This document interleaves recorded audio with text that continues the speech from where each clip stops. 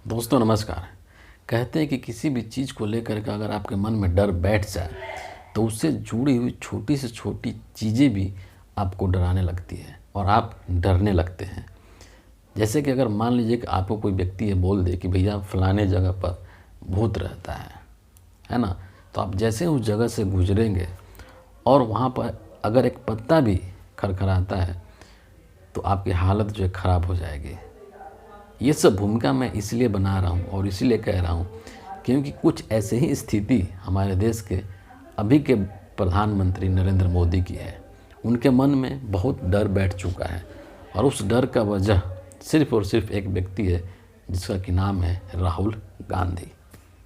अब ये सब मैं चीज़ों का उल्लेख यहाँ पर क्यों कर रहा हूँ, उसके पीछे वजह ये है कि दरअसल एक किताब आई है, लिखी गई है राहुल गांधी के ऊपर। और उस किताब का जो शीर्षक है वो शीर्षक है कि राहुल गांधी सांप्रदायिकता, दुष्प्रचार, तानाशाही से ऐतिहासिक संघर्ष।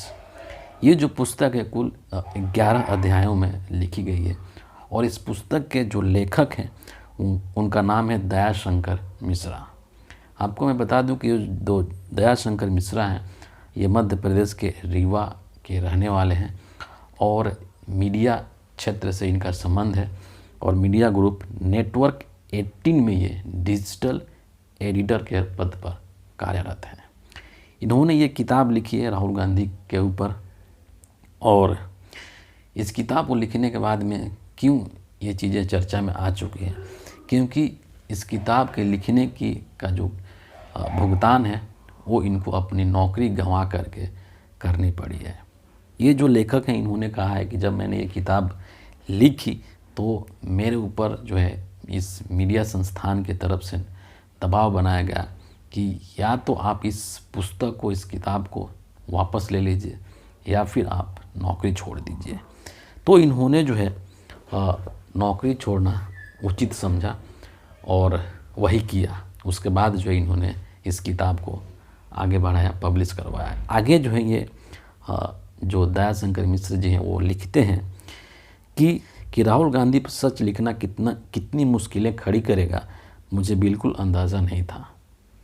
ऐसे समय जब सत्ताधीशों पर गाथा पुराण लिखने की होड़ लगी हो, मैंने सोचा था कि एक लोकनीतिक विचारक की सोच, दृष्टि और दृढ़ता को संकलित कर प्रस्तुत करना किसी को क्यों परेशान करेगा। लेकिन मैं गलत साबित हुआ। लिखना और व्यक्त करना हमारा काम है, लेकिन इसी के विस्तार से अचानक कंपनी की धड़कनें बढ़ गई।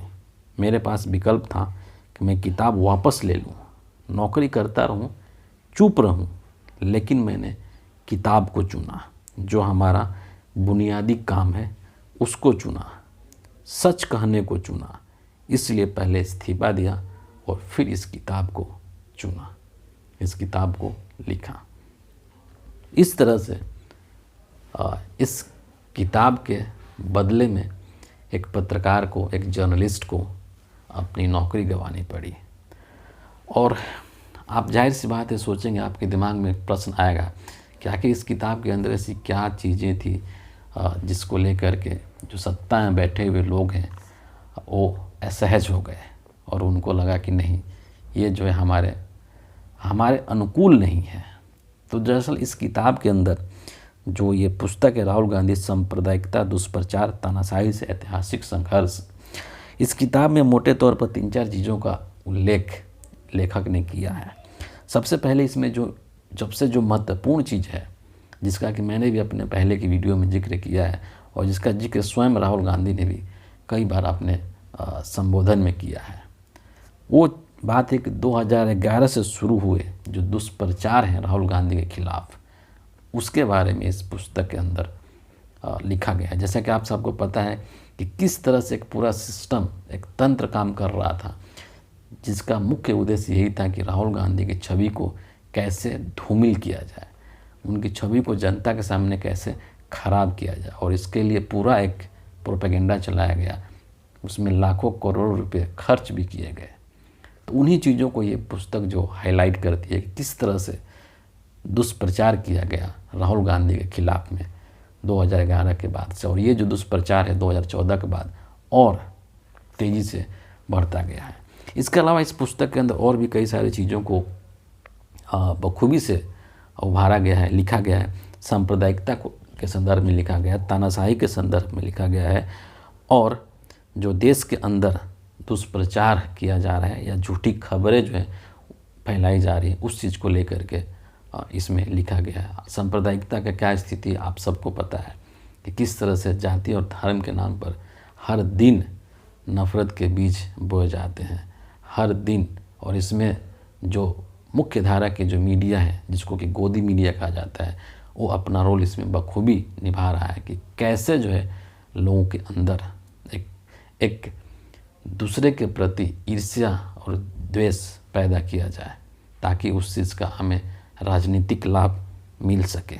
इतना ही नहीं, इस पुस्तक के अंदर संवैधानिक संस्थाओं का जो दुरुपयोग हो रहा है, उसके ऊपर भी बहुत ही करारा हमला किया गया है कि किस तरीके से जो संवैधानिक और लोकतांत्रिक संस्थाएं हैं, उसका वर्तमान सत्ता के द्वारा दुरुपयोग किया जा रहा है और उसके माध्यम से विपक्ष के नेताओं को परेशान किया जा रहा है। ताज़ा एग्जाम्पल आप हर दिन देखते हैं, कभी चुनाव आयोग, कभी ईडी, कभी इनकम टैक्स डिपार्टमेंट, सीबीआई, जितनी भी संस्थाएं हैं इस लोकतंत्र के अंदर, उन सभी संस्थाओं को एक राजनीतिक हथियार के रूप में कैसे इस्तेमाल किया जा रहा है वर्तमान सत्ता के द्वारा। ये किसी से छुपा हुआ नहीं है।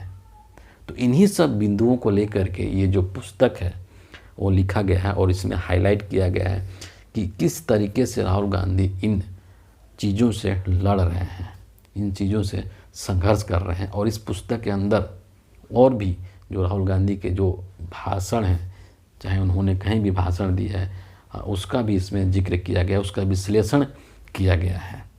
तो जाहिर सी बात है कि अगर किसी पुस्तक के अंदर, किसी किताब के अंदर इन सभी चीज़ों का उल्लेख किया जा रहा है, तो ये जो है वो सत्ता में बैठे हुए लोगों को चुभेगा। और वर्तमान जो सत्ता है, जो केंद्र में नरेंद्र मोदी की सत्ता है, इनकी मानसिकता ऐसी है कि ये एक भी शब्द अपने खिलाफ नहीं सुनना चाहते हैं। पूरे सिस्टम को इन्होंने मुट्ठी में कैद करके रखा हुआ है और सभी चीज़ों को अपने हिसाब से, अपने अनुकूल चलाने की कोशिश की जा रही है वर्तमान केंद्र सरकार के द्वारा, मोदी सरकार के द्वारा। तो इसीलिए जो है ये जो पुस्तक है और इसके जो लेखक हैं दयाशंकर मिश्र, ये इनको अपनी नौकरी त्यागनी पड़ी इस पुस्तक के वजह से। और आप समझ सकते हैं कि ये पुस्तक क्यों इतनी जो है वो चुभ रही है सत्ताधीशों को। अंत में यही कहना होगा, यह किताब भारतीय लोकतंत्र को नफ़रत से बचाने और मोहब्बत से सींचने के प्रयासों का एक दस्तावेज है। अघोषित तानाशाही के सामने जिस तरह से हिंदी पत्रकारिता सत्ता के समक्ष दंडवत है, नतमस्तक है, वैसी स्थिति में किसी व्यक्ति के द्वारा इतना हिम्मत करना यह वाकई में काबिल तारीफ है। और इस काम के लिए जो इस पुस्तक के लेखक हैं दयाशंकर मिश्र, वो सचमुच में बधाई के पात्र हैं। फिलहाल इस वीडियो के लिए इतना ही है। आप सभी का बहुत बहुत